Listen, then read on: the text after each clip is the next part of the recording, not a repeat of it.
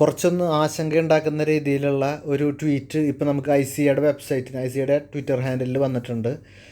അതിപ്പോൾ ഈ ഒരു 30 മിനിറ്റ് മുമ്പ് വന്നിട്ടുള്ളതാണ്. ഇന്ന് ഓഗസ്റ്റ് 16 ഉച്ചയ്ക്ക് വന്നിട്ടുള്ള ട്വീറ്റാണ്.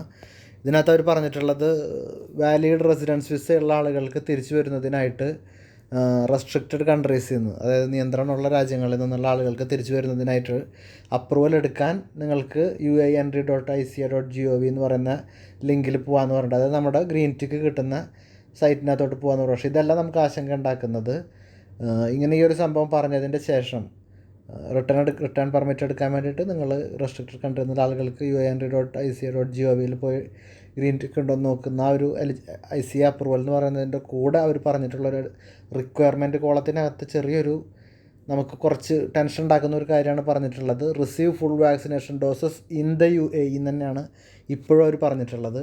UAEയിൽ നിന്നെടുത്തിട്ടുള്ള ഫുൾ ഡോസ് വാക്സിനേഷൻ, അതായത് സിനോഫാം ആണെങ്കിലും ഫൈസർ ആണെങ്കിലും അതല്ലെങ്കിൽ ഏതൊരു വാക്സിനാണെങ്കിലും അതിൻ്റെ ഫുൾ ഡോസ് 2 ഡോസ് വെച്ച് എടുത്തിട്ടുള്ള ആളുകൾക്ക് മാത്രം തിരിച്ചു വരാൻ കഴിയുള്ളൂ എന്ന് പറഞ്ഞിട്ടുണ്ട്. അതുകൂടാതെ receive full vaccination doses in UAE എന്നാണ് പറഞ്ഞിട്ടുള്ളത്. UAEയിൽ നിന്നെടുത്താന്ന് തന്നെയാണ് വ്യക്തമായിട്ട് പറഞ്ഞിട്ടുള്ളത് എന്നാണ് നമുക്ക് മനസ്സിലാക്കുന്നത്.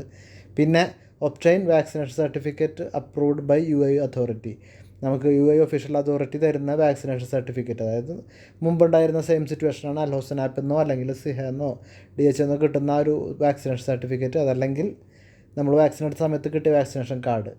ഈ 3 റിക്വയർമെൻറ്റായിട്ട് കൊടുത്തിട്ടുണ്ട്. അതുകൂടാതെ എക്സംഷൻ കിട്ടുന്നത്, വാക്സിനേഷൻ ഇല്ലാതെ വരാൻ പറ്റുന്നത് നേരത്തെ ഉണ്ടായിരുന്ന അതേ കാറ്റഗറിയാണ് മെഡിക്കൽ പേഴ്സണൽസ്, അതായത് ഡോക്ടേഴ്സ്, നഴ്സുമാർ, പിന്നെ ടെക്നീഷ്യൻസ്, മെഡിക്കൽ ടെക്നീഷ്യൻസ്, അതുപോലെ എഡ്യൂക്കേഷൻ സെക്ടറിൽ നമ്മുടെ വിദ്യാഭ്യാസ രംഗത്തിൽ വർക്ക് ചെയ്യുന്ന ആളുകൾ, ടീച്ചേഴ്സ്, അതോടൊപ്പം പഠിക്കുന്ന കുട്ടികൾ, സ്റ്റുഡൻസ് സ്റ്റഡിയിങ് ഇൻ UAE, അതോടൊപ്പം ഫെഡറൽ അതോറിറ്റിയിൽ ഗവൺമെൻറ്റിൽ വർക്ക് ചെയ്യുന്ന ആളുകൾ, പിന്നെ ലാസ്റ്റ് ഹ്യൂമാനിറ്റേറിയൻ കൺസിഡറേഷൻ, ഫാമിലി റിയൂണിയന് വേണ്ടിയിട്ട് നമുക്ക് മെഡിക്കൽ ട്രീറ്റ്മെൻറ്റിന് വേണ്ടി പോയവരും അതോടൊപ്പം തന്നെ ഫാമിലി റിയൂണിയൻ്റെ ഭാഗമായിട്ടുള്ള ആളുകൾക്കും, ഇത്രയും ആളുകൾക്കെന്നാണ് പറഞ്ഞിട്ടുള്ളത് ഇപ്പം നിലവിൽ.